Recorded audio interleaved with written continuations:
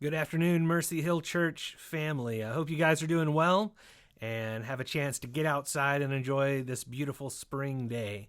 Get a little vitamin D. It's always a good thing.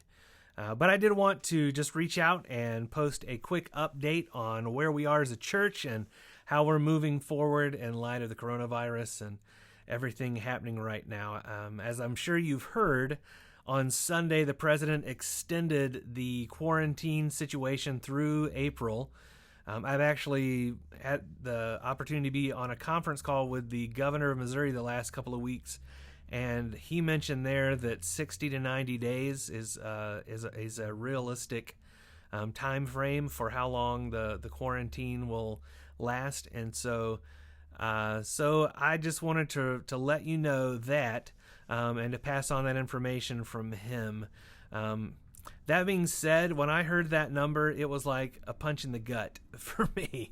Just the reality of the situation that we have right now, and that it could extend that long. But at the same point, I know that we're grieving in a lot of different ways, not just for what's happening at church, but maybe in your school situation with your family.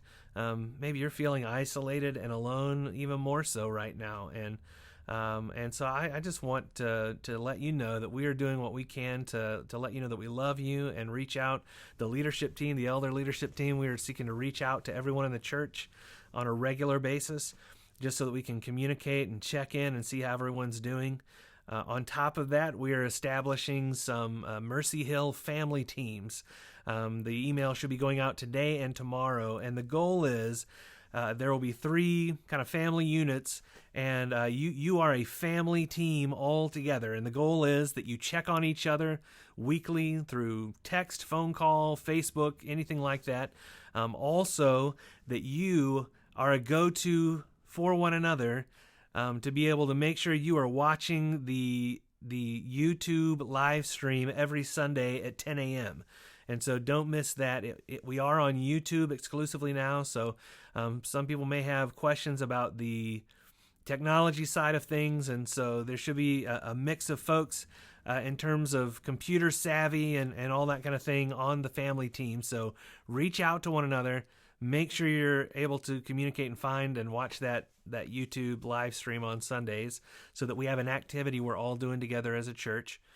And then the third thing that we're hoping to do is just that you can help one another with running errands. Maybe if someone is especially in the category that is most susceptible to the virus and to complications from it, that maybe someone else in the family team can then run an errand and get groceries, or maybe can just find ways to encourage one another, to be creative and encourage one another. And so that's the goal of the family team. So be watching for those emails today and tomorrow. They should be coming out, and hopefully you'll be able to start taking advantage of that. The other thing that I just wanted to encourage you with was just to keep leaning into God's promises. To remember that God is faithful even in the midst of a very trying and hard trial that we're going through together as a church and as individuals and as a nation and as just human beings right now. We can lean into God's promises and know that they're true. I think of Joshua at the end of his life when he was communicating to the people of Israel and just relaying the God's faithfulness and his goodness throughout his life. And listen to what he says in Joshua chapter 23 in verse 14. He tells the people of Israel, he says, "You know in your hearts and souls, all of you, that not one word has failed of all the good things that the Lord your God promised concerning you. All have come to pass for you. Not one of them has failed." God's promises do not fail. And he's promised us things like that he would never leave us or forsake us, that he works all things together for good for those who love him and are called according to his purposes. That's the kind of faithful God that we serve. And so lean into his word in this time. Lean into times of prayer. Don't allow binge watching something to get in the way of just taking advantage of this opportunity to spend time in the Word and with the Lord and with your family, and reaching out over Facebook and other means and FaceTime and different ways through technology. Let's use this time to encourage one another and remind one another of the faithful promises of God. He is good, He is faithful, and He will carry us through. So I just want to encourage you in all those things. And man, I know this means that this impacts some things in the life of our church. We were supposed to have our 3rd anniversary celebration this Sunday with an Easter egg hunt and lunch after the service, and obviously that's not happening.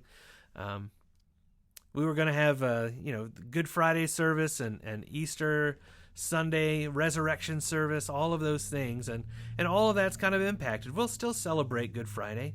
We'll still have a service on Resurrection Sunday. We will still celebrate all the truths that are most important on those days. And so know that, but also there will be a time when this comes to an end, and we'll gather together again, and we'll plan for all the celebrations that we've missed in the meantime. Man, we're going to make up for it once we can gather together again.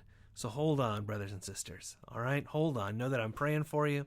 I love you. God's at work. He's doing a good thing, and so don't lose heart and don't lose sight of that. And if there's any way that we can serve you and encourage you, please reach out. Let us know. All right. Lord bless you. Hope you have a good rest of the week, and be watching out for that next 1-to-1 Bible reading training video coming up soon.